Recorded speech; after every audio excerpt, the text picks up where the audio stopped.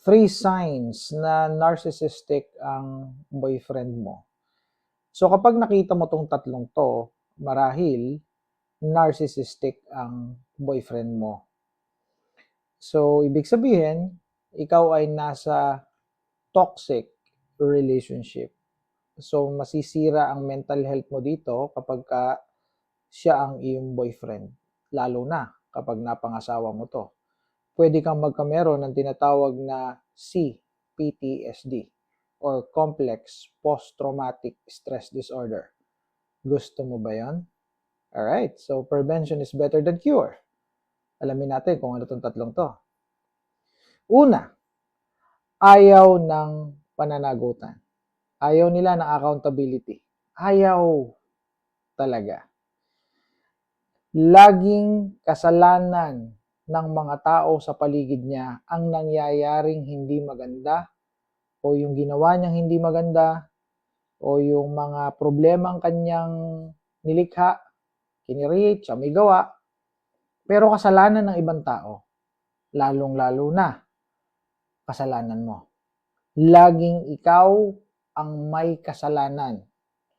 Siya lagi ay absuelto dito. Yun ang kanyang paniniwala. Yun ang kanyang delusion.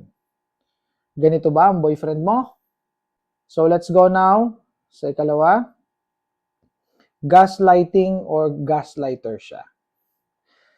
Ginagawa ka niyang parang baliw.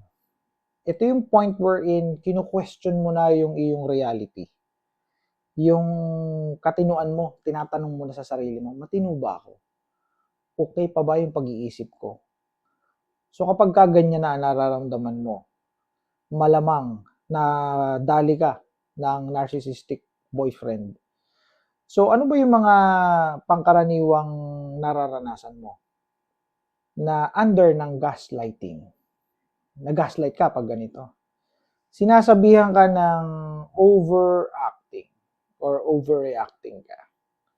Sinasabihan ka ba ng ganon ng boyfriend mo pagka ikaw ay umiiyak o kaya may ginawa siyang kasalanan sa'yo tapos umiyak ka o kaya ay ikaw ay nalulungkot, ikaw ay naiirita dahil meron namang basihan kasi babae ka, no?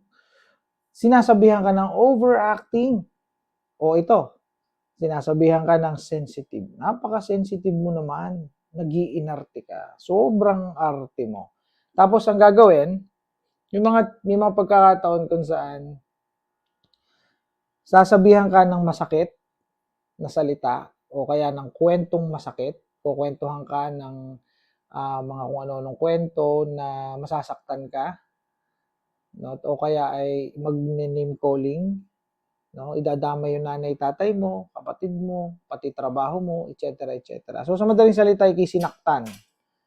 No, meron nga emotional upset dahil dito. Sasabihin niya na joke-joke lang 'yan. Sabihin niya, joke lang 'yan, ikaw naman masyado kang sensitive. Joke-joke lang 'yun eh. Diba? Parang wala-wala lang after kanyang bastusin, walang yain, sasabihin joke-joke lang, no. Another one na under ng gaslighting is kapag meron kang nakita na mali, may ebidensya naman, may mga chat kung kani-kaninong babae na screenshot mo, may mga kung ano-ano ka nakita na talagang may cheating na nangyayari. Sasabihin niya, hindi totoo yan. Guni-guni mo lang yan. No? Kasi binura na niya, halimbawa binura na niya.